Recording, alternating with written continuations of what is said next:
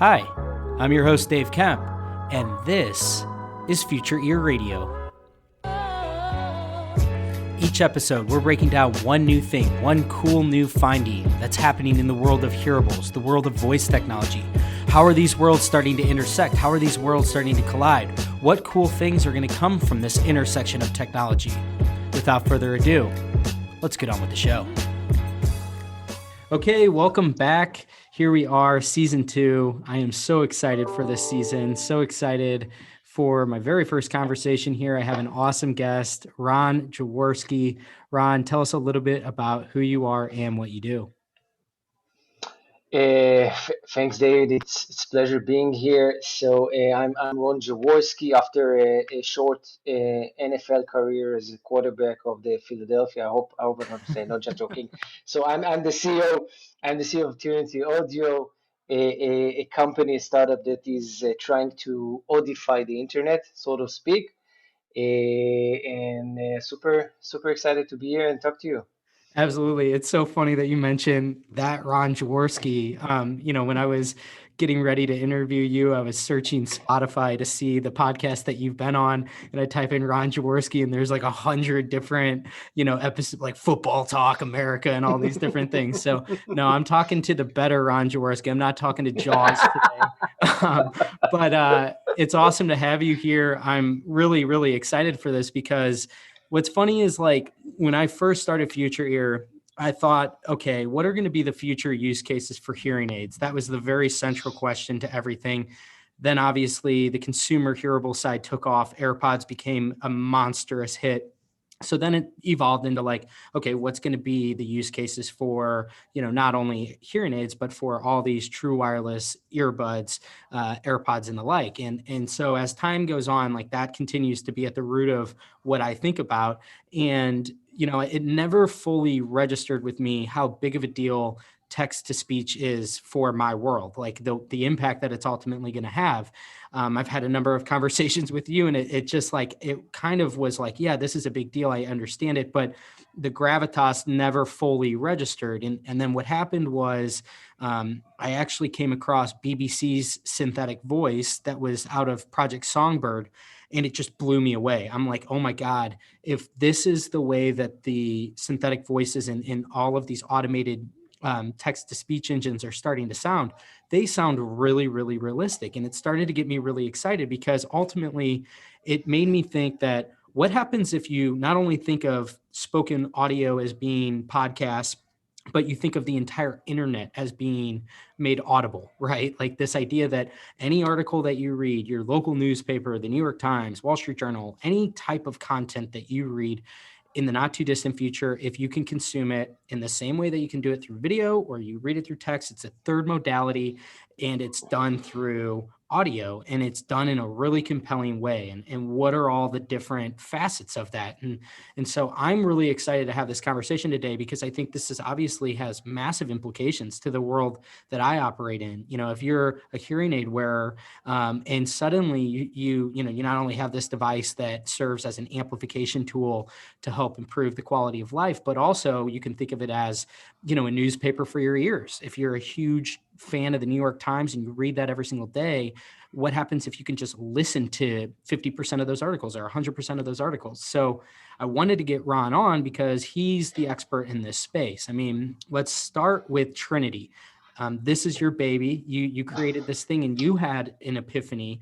So tell us about how this whole thing came to be and what the big vision is here, because I think we're on the same wavelength with the potential of, converting text to speech.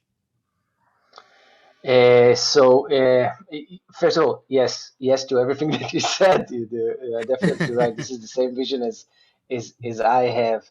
The epiphany moment basically came at I was going down the elevator. I was reading an article on my mobile phone, got into my car, and thought to myself, why I can't listen to an article I just started reading? This is the moment that I said to myself, it doesn't. It was 2017, and I thought to myself, it doesn't make sense that I don't have like an easy solution that I just press play and this is it. I'm listening to it, and this was the eureka moment, and I said, okay, I need to set forth and do that.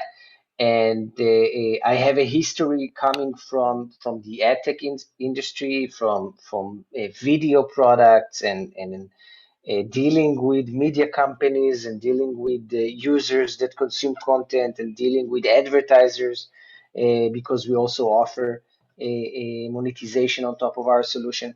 And I understood that there is a product that, first of all, makes sense for the user, because yes, there are times, there are mindsets that I want to listen instead of reading, instead of watching. I want to listen.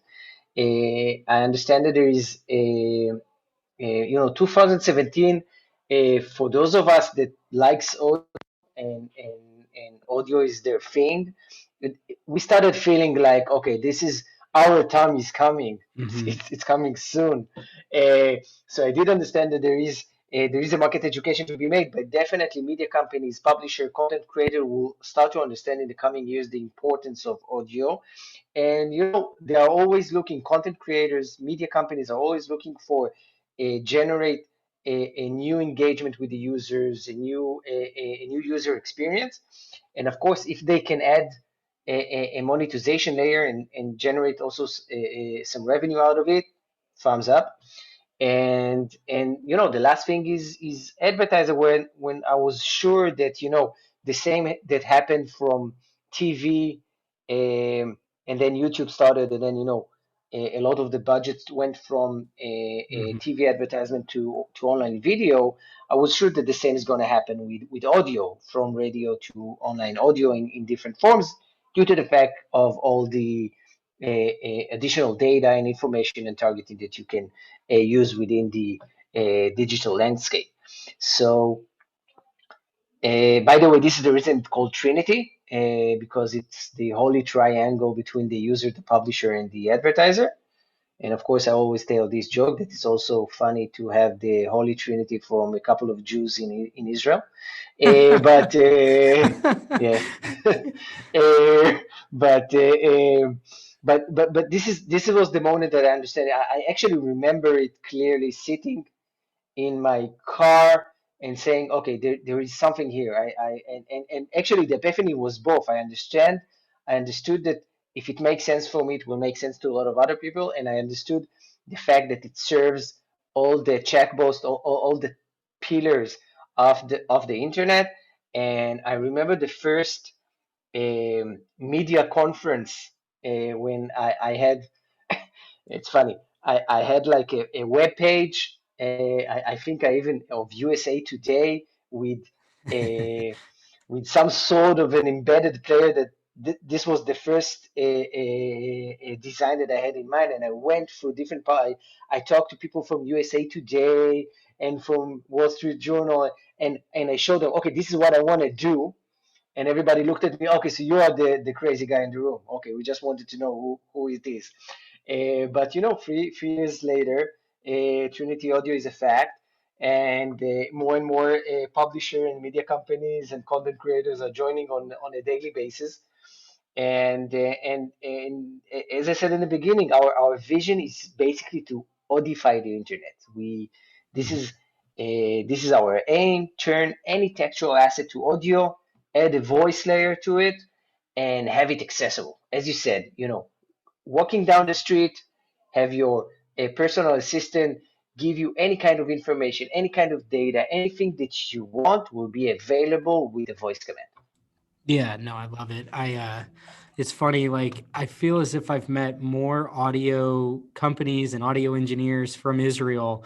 There must be something in the water over there, because you guys all seem to have a lot of prowess when it comes to these different technologies. But, I really like the fact that you came from the ad tech space, and I want to definitely circle back to that. I think that, this idea of, it's ultimately part of the attention economy, right? Like, in today's day and age, attention is the only scarce commodity out there, other than maybe Bitcoin. And so, if you think about it, that's the one thing that everybody's fighting over is your attention. That's the one thing that we all Correct. have, and everybody's fighting over it. And so I think that it makes a lot of sense that you had that sort of thought process where, okay, television ad budgets eventually migrated to YouTube, at least in some capacity.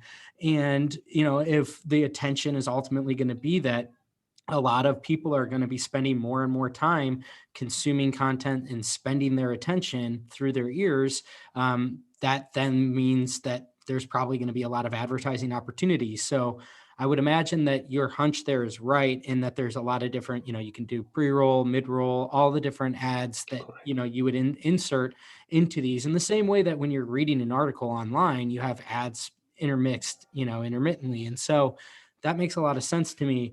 Let's take this example that you mentioned there about walking down the street, right? Again, applying this to the use case that I'm most interested in, on the go. I think that the world of that we're living in today, I've mentioned this before and I'm going to just keep hammering it home. 100 million pairs of AirPods exist. There's probably a whole lot more than that. I believe that was like as of the end of 2020, or I'm sorry, as of the end of 2019. So the pandemic only increased it, not to mention all of the competitive types of hearables that are out there. So there are hundreds of millions of true wireless earbuds that are out there, and it's only picking up steam. So I always kind of frame all of my thinking in these use cases under that assumption that this is new, right? Like, for anybody that's building anything today, I got really excited at the end of last year about MarsBot, because I thought, now we're starting to see apps that are legitimately being built off of the assumption that people are wearing AirPods in their ears for extended periods of time. And that is going to continue to happen. And you can apply it to hearing aids as well. And so I thought, okay, so let's start to kind of like parse this out, right? And apply this logic. If I'm reading an article, I think that one of the most intriguing possibilities here is, let's say that Trinity Audio has the TTS engine that is running, I'm sorry, speech or text to speech, yeah, TTS, and it's running behind that article that I'm reading. So I'm reading, an article that takes me 10 minutes to read. I've gotten halfway through it. I want to finish it. And what I'd prefer to do is just listen to that last 5 minutes. A seamless handoff would be incredible. And so let's say that that exists. And I would love to hear if this is something that you're working on, where I can then consume that last 5 minutes. And then what's another intriguing possibility is, what happens if I have another 5 minutes of my walk? Is that where the voice assistant thing comes in? And I have a really short little turnstile conversation where I can more or less retrieve another type of piece of content? Or walk me through your thought process here, because I think this is where things are starting to get really, really interesting, is content more or less being handed off in a seamless fashion, and then the voice assistant playing the role of the curator for the next piece of content that you're delivered. Okay, I will divide it. Let's divide it to two groups. Okay, Okay. the early adopters, the audiophiles, the ones that are super excited about audio, that are listening to podcasts for the past 10 years and not for the past 1 or 2 years, people like ourselves. So for us, place our finger in the middle of an article and listen from a specific place, or discussing with our virtual assistant is a no-brainer. This is where we want to be. In many cases, the technology didn't catch up with our needs or our wants yet. When it will happen, my guess is 1, 2, 3 years top. We will be there. It will be easy for us to interact and manage our day with the virtual assistant. But let's talk about most of the population where are out there right now. For them, even the concept of having the option to listen to an article is not obvious.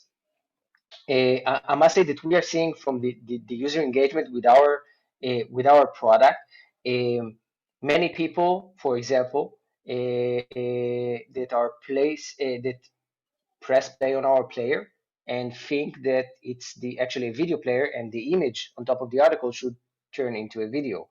So many, and it's really near the player, listen to the article and everything. So a lot of the people don't understand that they have the option right now. Another thing, by the way, and by the way, we get a lot of feedbacks from users that said, well, I pressed your play, I wasn't sure what was supposed to do, and I listened, and it was amazing, it's great, and thank you very much. It's a great solution. I want to learn more. So this is where we stand right now. So I think we still have tons of market education. If we're talking about just listening to the content using a definitely AI voice.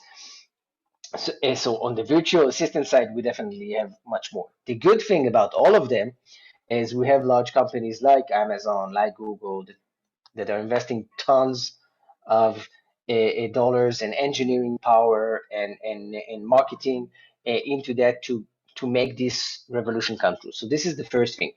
In regards to where we stand right now, so I would say we are let's say in the middle of between the situation that you described. So we don't have the option right now, although it will be developed during 2021, the option to just, I don't know, highlight a word and then start reading out from that specific word. It's something that evolves. It's not something that it's I would say a barrier on the tech side. It's just a matter of integration and again, education of the user. They need to know that this option exists. And this is, I think, definitely the education of the market. It's something that I'm going to say again and again and again. But it's a fact. This is something that it's upon us to do. Um, we are doing a personalization of content. So if we are learning your user behavior, if you understand what you like to listen to, we know based on the publisher, okay, it still stays in the same place of a specific publisher. So for example, we work with the McClatchy Media Group. So if you are a Miami Herald user, you will be served several articles in the same session. So you don't need to you press play and you're walking down the street.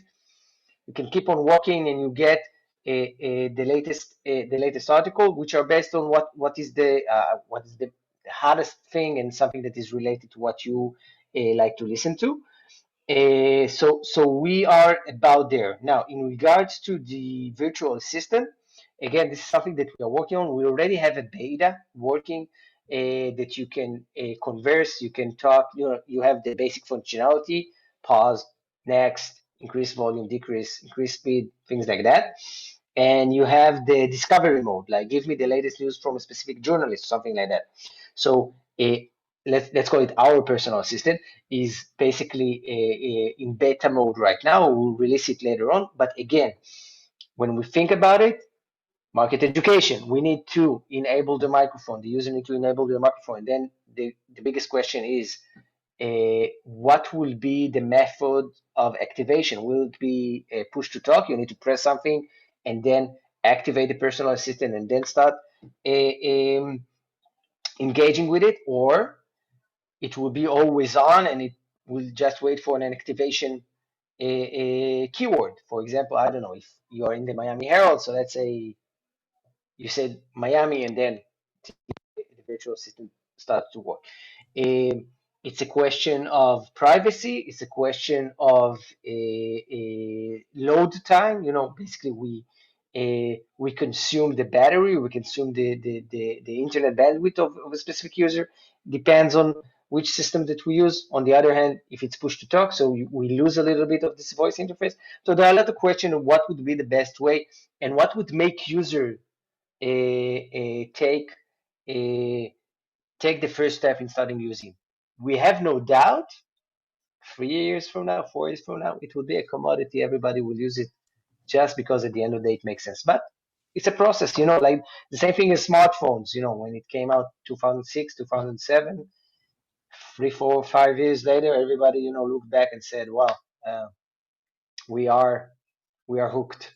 Yeah, no, I think that's a great way to frame it. And it's actually interesting. One of the next questions that I had, when I was parsing through all the Jaws interviews and I came across yours, I listened to the one again. I had actually already listened to it, but I re-listened to the one that you had with Brett Kinsella.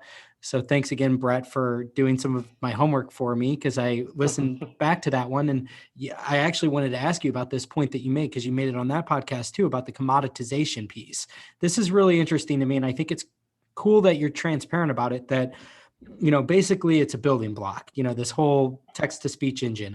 I believe at the time you said that you were using Amazon Polly. Is that still what you're using? Okay. So if you're operating under the assumption that eventually all kinds of websites are going to have this, type of text to speech, and that it's just going to gradually get better and better, and it's going to sound more and more realistic, what's the next phase? How do you differentiate? Where are those differentiating factors? I have some thoughts as to like what I would imagine it to be, but obviously I want to hear it from you of where these things can be differentiated. So okay, so let's talk at the backstage, and then we'll move to the front. So Cool.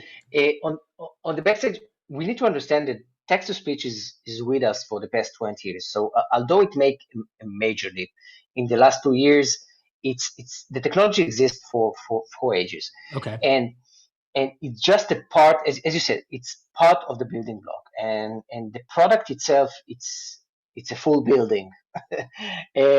So the TTS is definitely a part, but then you need to, for example, one of the advantages that we have is in our solution that our competitor doesn't have is the fact that you take our JavaScript, you embed it on the page, and then with in many cases, in a couple of minutes, our algorithmic setting do an assessment, and it knows exactly what is the textual part of a website and what is not. Now, in many cases, when you take a text-to-speech solution and you say, okay, I want to embed it on my web page, on my mobile app, on the, whatever platform do you use to upload your content, you publish it per article, you publish it per research, you publish it per whatever kind of content, basically. So the fact that you can take our solution embedded on the page in a matter of minutes, it is relevant for all your web page, for all your articles. This is definitely something that differentiates us. And this gives you the option of scale and don't need to go one web Yeah, page at a that's time. And you do huge. understand. And yeah, and then for example, I had a call earlier with another website that we did some testing, and he said, the fact that in a matter of seconds, all my latest article and even the articles that I wrote 10 years ago can be in an audio form. This is immersive for me. So this is the first thing, and then of course turning text. So first of all, the analysis of the textual part of a specific article or whatnot. Then you have, of course, the creation of list. As I said earlier, you have a playlist. You're pressing play. You're not listening for an article for 2, 3, 4, 5 minutes. You're Mhm. listening to as long as you want. Uh, this is the second thing. The third thing, and this is something that that is super robust. We started working at the beginning of last year, and actually this 2 weeks ago we actually released a major product that is built on all those different products. So we have our CMS, which is our content management system, that basically any kind of audio content that we create for the publisher is stored over there. So once the publisher starts working for us, all the audio content that we're providing is on the content management system. Over there, he can mix and match. He can create RSS feed from any kind of content that he wants. By the way, all of that it's categorized. So anything that is related to voice SEO that will become a major thing in the coming years is Yes. already being set up for it. So we actually preparing for what's going to happen 2 or 3 years from now. And for any kind of engine, mainly Google, of course, but not only, it would be easy for them to have a higher, easy for them, the publisher, to have a higher SEO rank because we know that voice SEO would be a major thing in the coming years. And basically we index the audio file that we are creating for them. So, but not only that, any kind of search queries that we will need to make to enable the voice discovery is easy for us because we already put the metadata that is relevant for a specific audio file. So we know again, any kind of virtual assistant, of course ours, but not anyone else, can also find the relevant audio file for any query. And then using this RSS feed, you have the option to distribute the content using our CMS to any kind of audio platform. So if you want to have your content as a media company on Spotify or Google Podcasts or Apple Podcasts or iHeartRadio or whatever kind of platform that you want, with a click of a button, it's there. In addition, Alexa skills, Google Action. It's also the same RSS feed. We can push the relevant content, and we can get it from, let's say, just, I don't know, the top, the most listened to, the most recent, in specific category. Let's say the recent news stories, the recent sports stories, and you can have different feeds and you can have different channels, whether it's within the Alexa skill or on Spotify. It doesn't really matter, but you have a new way to distribute and connect with your users everywhere on the time. And I want to mention two things about audio and about it. In the last 3 years, we see that podcast is booming and audiobooks is booming as well. And I Yep. think it's something that we need to um, hold a minute and think about it, because you would imagine that um, one should go on top of the other. It doesn't make sense that people will listen more to audiobooks and more for podcasts. But what we found, and this is what makes sense when you are talking about on the go, um, is the fact that audio stands for new time throughout the day. Okay, it doesn't come, in many cases we talk with content creators, we talk with media companies, say, okay, but if they will listen, they won't read my article. Well, that's not the case. When someone wants to listen, he doesn't want to read and he doesn't want to watch. Hmm. And this is the reason why audio is booming, because it's new time throughout the day. We are able to do something that we wouldn't be able to do in in the past. If I'm coming back from work and I need to prepare dinner for my kids and I want to listen to an article, I can't read while I'm cooking. I can't read while I'm driving, or Right. hopefully I'm not doing it, because there are some people that are reading while they're driving. But uh, but this is what we are doing. Okay, so this is why it's a major revolution, because media companies find a new time throughout the day. So for a media company, it says, okay, I'm meeting this user for 2 hours throughout the day. Okay, now I have another 30 minutes where I can meet in front. This is a major thing for them. Okay, this is like an epiphany for them, saying, okay, okay, we need to leverage audio, because our user want to communicate with us. They want to consume the content that we have to offer. And so, a bit of a side note, I'll go back to the system. Now, one of the things that we released 2 weeks ago is actually, as I said in the beginning, one of the differentiator for our system is the robustness, the scale, the fact that we can audify your whole content in a matter of seconds.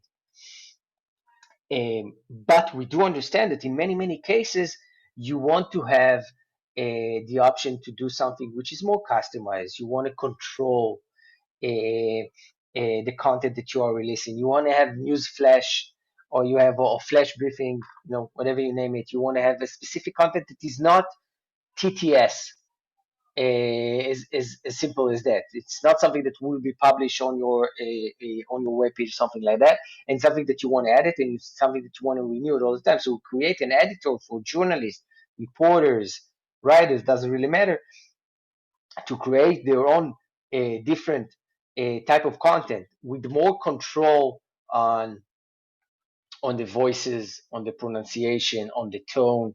They can play with it more. They can edit it, because if they want to have the option to control a specific article in different manners, like changing voices, or they have some problem with pronunciation that they want to pronounce differently, and or it's something that they want to release all the time, like they have newsflash that every 2 to 3 hours they want to update. So we have this option, and we built a product called the Octopus. This is the name, because it touched many different places, and basically it offers a news company, sports company, whatever they want, to have their AI, so to speak, a newsroom that updates all the time and sends all the relevant, let's call it new reports, or new information, whatever, to all the different angles. And with a click of the button, they update it, and it's on Spotify and Google Podcast on their Alexa skill or wherever they want. So with that solution, we basically gives the option of robustness on one hand and customization on the other one.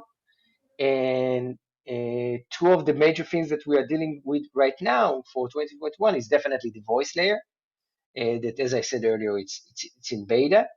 And another thing, of course, is more and more personalization for the users, because I think this is definitely a major thing.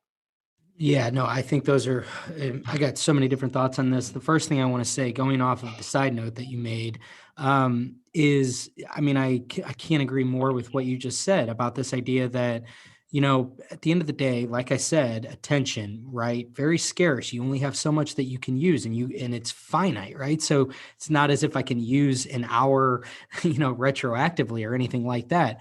And so it's an efficiency thing, right? It's that feeling of I'm efficient. As like an anecdotal example, this is a little embarrassing to admit. I was going to walk my dog the other night and I couldn't find my headphones, and I couldn't bear the thought of walking in silence. But what it really I think is that it's that efficiency thing. It's like, well, this is going to be like 30, 45 minutes that I could be spending consuming information and feeling that, like, oh, I just knocked out another podcast and I feel a little bit more well researched and smart and all these different things. And so I fully support that notion that, you get 24 hours a day. You should be sleeping for like 7 to 8 of those. And so we're talking about like 15 to 16 hours. And, and it's like, so what, as an advertiser, they're trying to get at you at any given moment. And you want to just consume content. I feel like, whether you're reading something or you're watching something or now you're listening to things, I think you're right, where it's an additive thing. It's a new modality that plays into those times throughout the day. And again, I think a lot of those times tend to be those in between moments. And that's where I tend to think where the biggest opportunity here, especially around text to speech, is the handoff. Is if you're watching a video and you can still relay some of that information through audio or through an article, and then you want to hand it off because you have to, walk 5 minutes from the subway to your destination. And we're operating off the assumption that everybody's wearing things in their ears. That to me just screams opportunity. And so I agree with you where it is that additive piece. The other thing I really want to kind of get into here, and I definitely want to touch on some of the other things that you mentioned there, but the piece that I really want to talk about next is around you mentioned a little bit ago, in the last 2 years, TTS has been around for a while, but in the last 2 years, we've seen dramatic increases. Like I said, when this really caught my attention was the Project Songbird from BBC. It was like, hello, I'm the new synthetic voice from the BBC. I'm like, this sounds like a person. And you had a really fascinating Twitter exchange with somebody that I was looking at, where you were talking about this study that you conducted. And I want you to share that study that you guys did, and then use that as a reference to speak to how improved these are becoming, and maybe the back end reason why they are sounding more and more human like. um, so okay, so the experiments Yeah. that we did, and we did it a couple of years ago.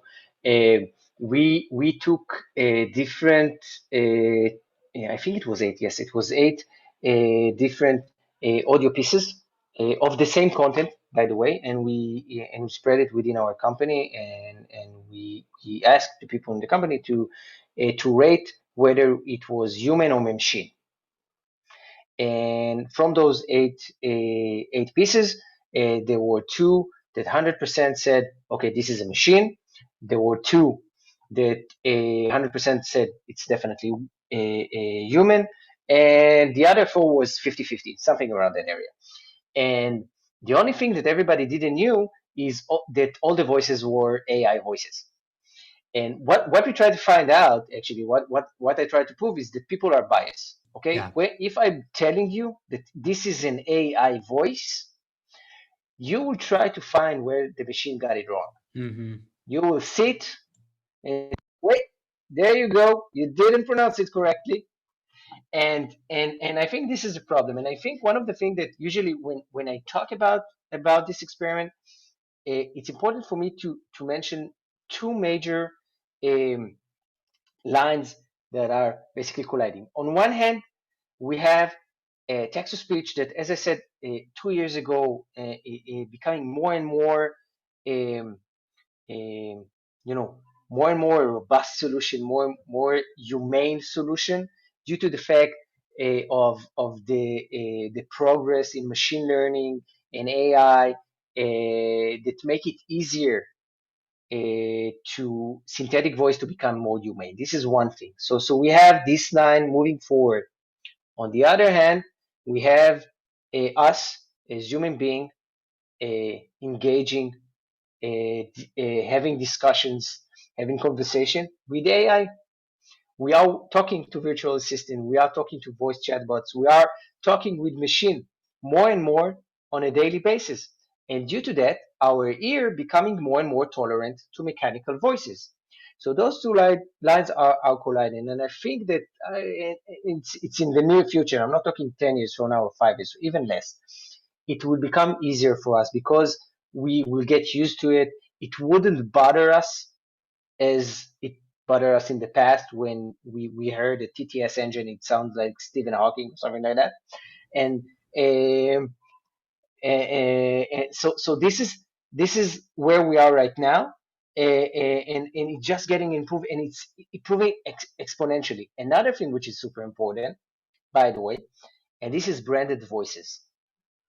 And when we're talking about branded voices, I'm meaning about the best example, and this is my dream. And if somebody that is in the audience is a friend of the CEO of Nespresso, please make the intro or get a call, because my dream is to take George Clooney, put him in a studio, and generate the George Clooney text to speech engine, Mm-hmm. and have all Nespresso a correspondence with their clients in George Clooney voice. And think about it. You wake up in the morning, you say to Alexa, Alexa, enable Nespresso, and then George will say, good morning, Ron, how are you? What would you like to order? I will order the capsules that I want, and then George will tell me a joke or give me the latest movie that he's working on, and I'll say, thank you very much, George, and I'll wait for, or I'll go to the customer center, and then again, the voice chatbot will be in the voice of George Clooney. This is what I imagine, and there are tons of different brands, and there are a ton of different advertisers, and it's government, and it's organization, and it's university that will find their own voice, their own unique voice. And by the way, this technology, which 2 3 years ago would probably cost you at least $1 million with the actor and everything within it. Of course, not with George Clooney. George Clooney definitely will cost more than that. But uh, any kind of other voice actor, um, put them all. Today, we are getting to, definitely for big brands. It's not an issue. It's not big bucks, but it will come cheaper and cheaper, and everybody will use it. And you have the local dealership with their own unique voice assistants, and the local pizza the same with their own unique voice. Yeah, no, I think this is a great point that you make because I have two lines of thoughts here. First, I think that it's highly important, and this is a trend that we're seeing now in the voice ecosystem way more broadly, is that the sort of the oligopoly of it, just the characterization that we're going to just have Alexa and Google Assistant and everything's going to funnel through them, that's quickly being broken down. I think that people realize now it's going to be a land of millions probably of voice assistants, all kinds of different voice assistants, and there it's going to be like a metaverse of them basically, and so it's like, I think that begs the question again of one of the constant themes that I've heard from a lot of the different folks that are operating in the voice ecosystem is like they're when they're communicating to brands, saying like, well, what does your brand sound like, right? Sonic branding and the spokesperson, like you mentioned. And I think this is another really good example of it is, in a world where so much of that content is, there's no skeuomorphic, interface. There's no, like, you don't have the app, in front of you. You don't see it. You don't have the advertisements, whatever that might be. Everything's audio, right? So it's kind of, and who knows, maybe there will be some visual modalities that go along with it in an ambient type environment. But by and large, I think it's going to be something where, it's all based around audio. And so I do think that there's going to have to be a lot of thought put into every single brand of like, what exactly is that umbrella, that overarching theme of our brand, in an audio only setting.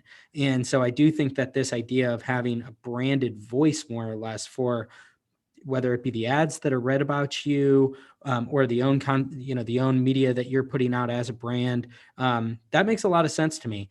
The other thing that is running through my head here, is the fear that some might have about, again, oh, AI is going to take all of our jobs, that kind of thought process.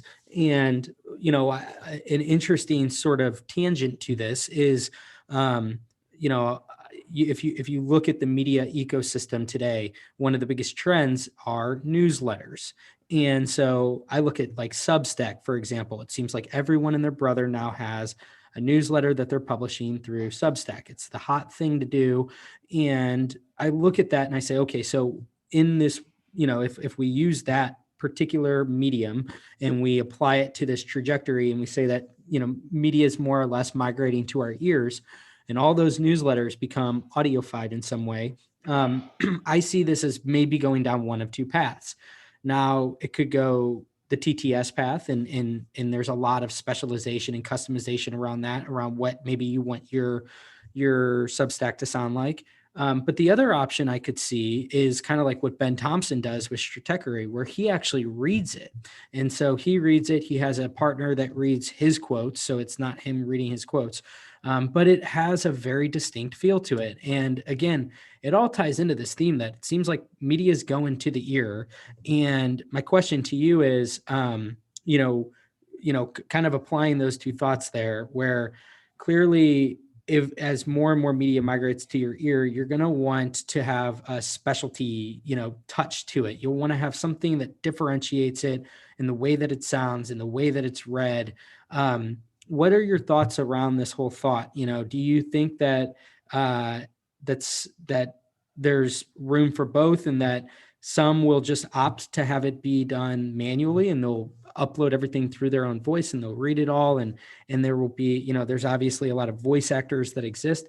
Or does that opportunity more so fall in the more TTS fashion, where you kind of create your own TTS engine that's branded around your voice, but it's able to be automated as sort of an engine? So that's a great question. I think, well, I think there will be a mixture. I think at the end of the day, most of it will be AI, due to the fact of the efficiency and the cost. Because a voice actor, definitely everybody like to listen to a great voice actor. But it's also important to understand that I'm listening to a lot of books on Audible, and in many cases there's a good chance I would prefer Polly reading me out the book than the voice actor that they brought to read out the book for me. So I think it's also an expertise which is important, to get the right voice actors and make enough experience, and it's costly. So I think in many cases you will have, for the, I don't know, maybe the highlights, or something which is more personal, or something which is more like, I don't know, the Christmas greeting would be with the human voice, and I think the ongoing, the daily routines, the daily updates, and things like that would be using an AI voice. What we need to remember, that at the end of the day, um, as as we progress, with the humaneness, if there's some sort of a word like that, we'll get quite close to AI voices becoming. It will be hard for you to differentiate human voice and AI. It's already happening, in many cases. a lot of the cases, we are getting feedback saying that is this really an AI voice?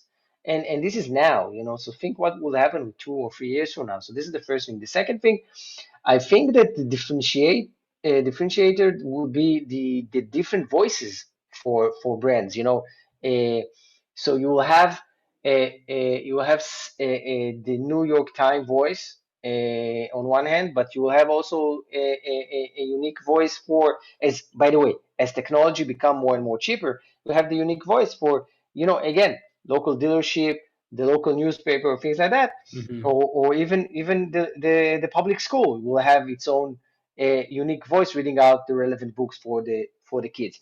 So I think, um, and by the way, if it would be a known voice, okay, it also has its own characteristics, so it's fine.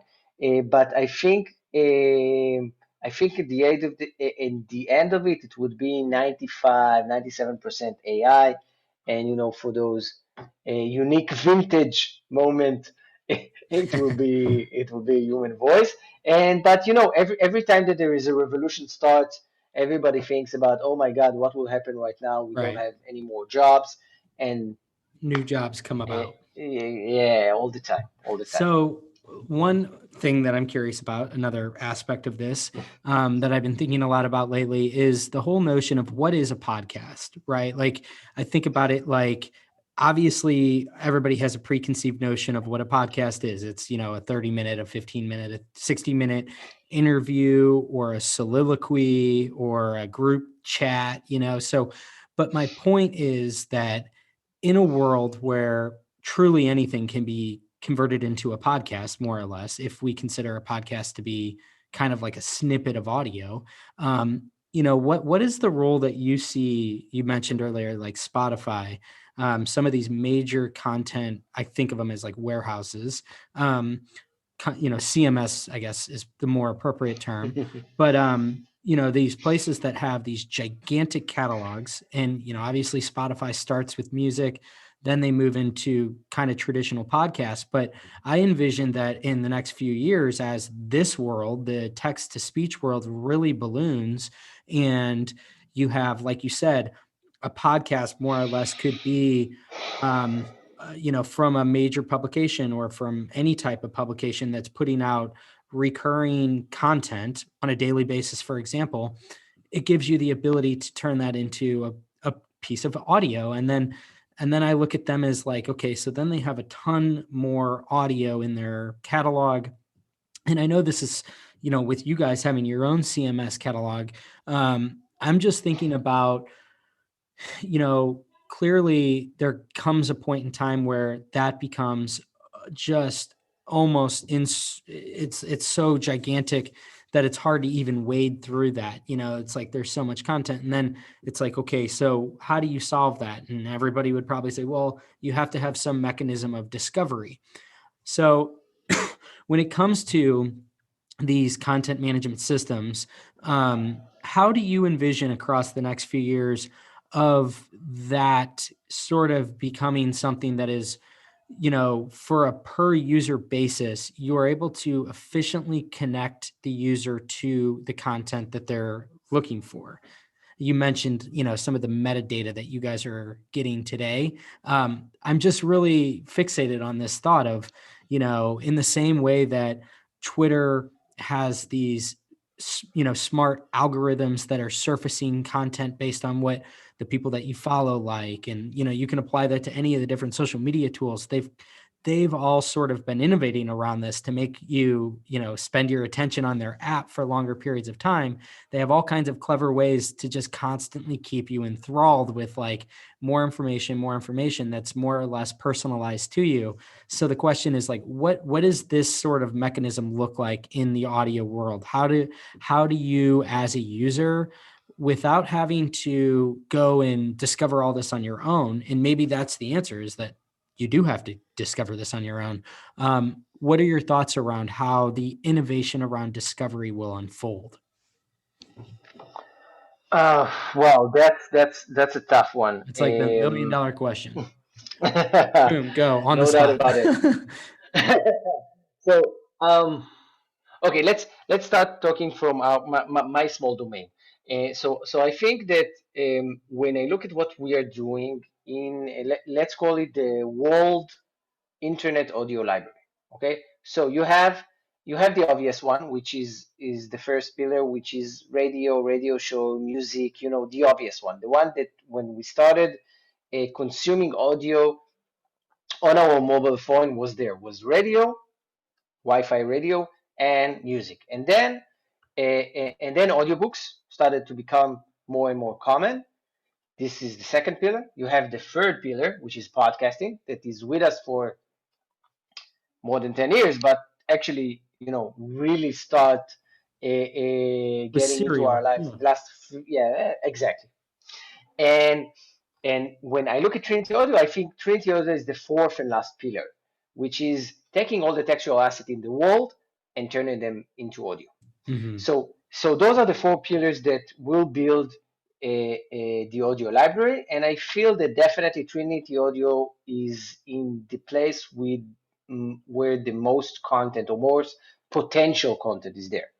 Yes. Um, by the way, we for example um, we did some summarization for the year. We found and we did some checkups about how much content we create, how many users do we meet, and we find out that we create a hundred of thousands of content pieces on a single month. Okay, hundreds of thousands of audio pieces for the month. This is crazy. This is something that no Mm-hmm. podcast company is creating. We meet millions of users on a monthly basis. So it's it's already robust, and we are just at the beginning. Right. So this is where we are right now. So and so do I see where do I see Trinity Audio? Um, well, I think I see Trinity Audio meeting the listener and giving him the personalized experience in the fact that we will meet him throughout different time throughout the day. We will meet him when he consumes different publication. We will meet him when he's traveling through different states. So we will be able to give him what he likes and what he used to consume based on his preferences. Now, how you combine it, I don't know if it will have a close integration with Spotify. Then, of course, Spotify can do the combination between what we know about him and what Spotify knows about him, and gives him the relevant mixture of music, radio show, podcasting, news, sports, and so on and so forth, and any kind of other information. Uh, but I think that at the end of the day, you will have the David Camp radio station Good with all radio the relevant station. content that you have your own personalized radio station with the content that you like and with the Yeah. news that you like and with the radio shows because within the relevant app you will have the relevant and I'm sure and this is what we are aiming for is the Trinity Audio will play a major role within all of that Yeah. because when you're driving to work in LA, for example, and it's let's say between 30 minutes to 4 hour drive, uh, you want to consume different type of content, and some of them will be super educational, some of them will be gossip, some of them will be music, and Trinity will be a portion of that amount. Yeah, well said. I love that. I mean, I keep thinking about, like you said, we're at the beginning of this. We're at the beginning of this with so many different facets of it. In my world with hearables, we're at the beginning of the biometric sensors, right? And I've had some really fascinating discussions on this podcast about, when you start to embed some of these different sensors that will be able to read, more or less telemetry and the physiological um, metrics that you'll be outputting. And a lot of this will be highly, scrutinized around it needs to be secure and all that. So I don't want to freak anybody Mm-hmm. out. There's going to be all kinds of ethical debates about these things, but from a technology standpoint, it will be feasible to know, okay, you're agitated, or you're really relaxed or whatever that is. And the David Kemp audio, radio station is actually a really good analogy to use, because I think it applies to any kind of audio that can fit into that. And it knows, and this is where I continue to believe that the voice assistant in this scenario is so fundamental to this vision, is that the voice assistant will be the mediator of that content. I don't think that it's just going to like randomly start playing these things. It's going to be sort of suggesting them. It's going to, and this is where it's more of a conversation that you're going to be having. It's going to say, like, like you said, it recognizes that you have a 4-hour drive, or it knows that you have a 15-minute walk, and maybe it's the same 15-minute walk every single day. And it picks up on that contextual behavior, right? It picks up on habits. It knows what you like. It's in the morning. It's, at that given time, I like podcasts. And then maybe later in the day, my brain is zapped and I just want to listen to some like instrumental music or whatever that might be. So that's where I see this getting really exciting. And for your role at Trinity, I think, this idea of you guys are part of the mechanism that feeds into this stream, more or less. You're helping with bringing all that text into a modality. And we were talking about it before we started recording. You had mentioned that, like Dr. Terry Fisher, he talks about how, the whole notion of, for the first time, we've always had to kind of, and I think he got this from Brian Romilly. It's like this idea that, we've always had to communicate to computers in their language, right? Going all the way back Correct. to every computer language, HTML, Java, like whatever these things are. And now for the first time, we're able to communicate to computers in our own voices. And I think that, like, sort of in this like really sort of infantile primitive state of voice technology, it feels so crude that it's like I just want to revert back to speaking their language and talking to my computer literally with my fingers on a keyboard.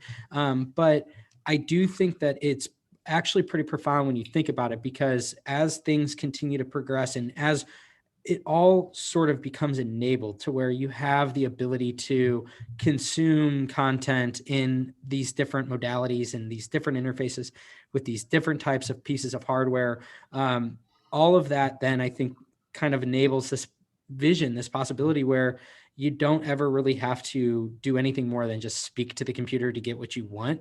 And that's what's really exciting about this. And I think that, in this scenario where you're able to just conversate and be like, just give me some of the top stories of the day.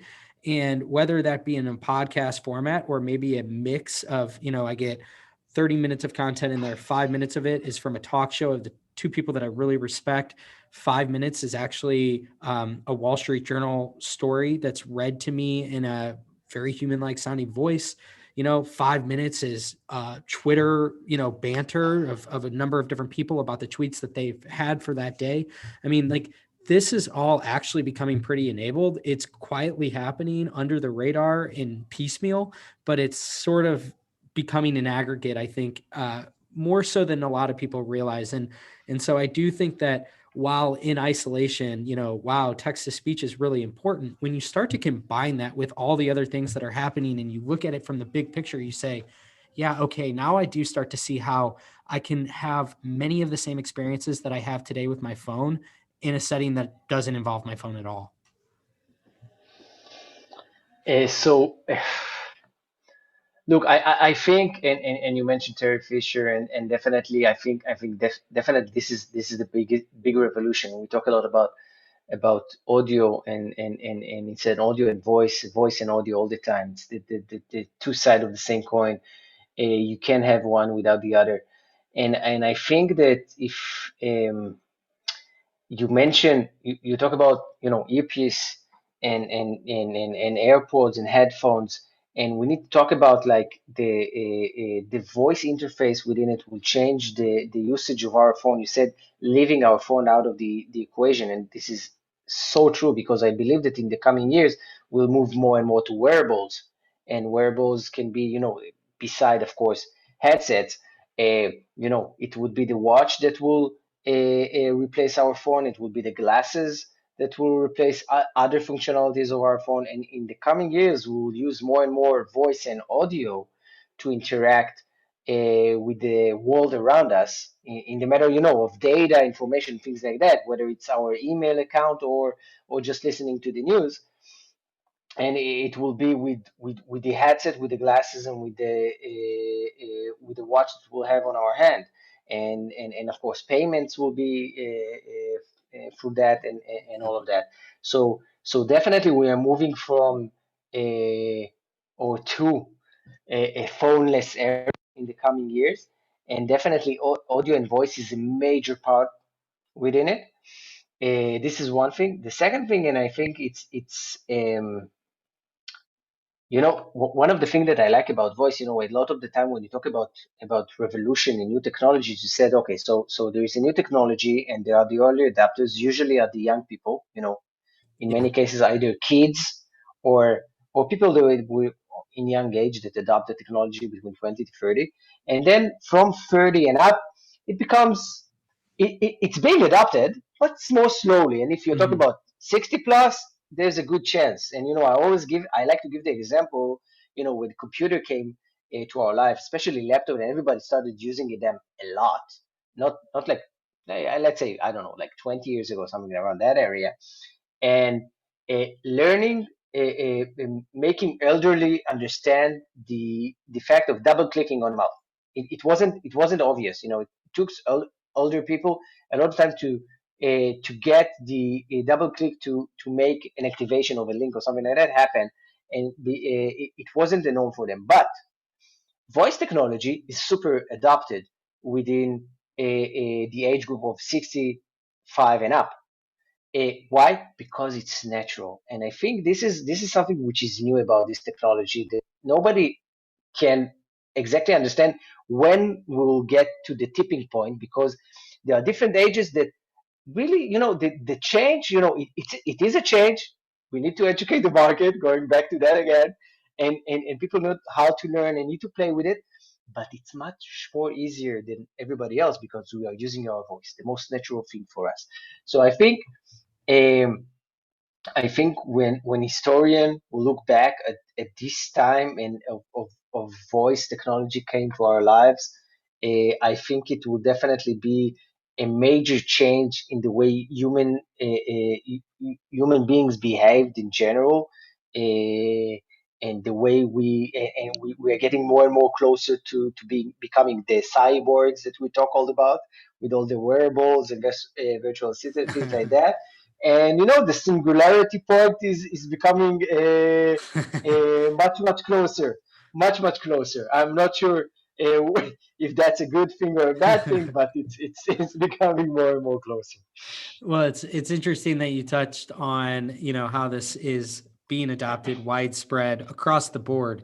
You look at, actually, it's like a barbell. The two biggest cohorts that are adopting it the fastest are young kids and older adults. And really that was part of the big reason why I got so involved in the voice space, was that realization that, oh my gosh, you have, seniors, and you have 70 plus, 80 plus year olds that are picking this up and they're loving it, and feeling like they're not being marginalized by tech, not having to type on a small little glass screen when they have dexterity issues or they can't quite see the text on there. So it is something where it's kind of exciting from that standpoint, where it really does feel inclusive, at a really broad level. And so that to me is why, like, I get really excited about this, is the thought of, man, if you just put a voice assistant or all of these voice assistants and all this functionality in a hearing aid, it just transforms that experience. It changes the whole notion of why you would wear that device. It incentivizes you on a whole new level,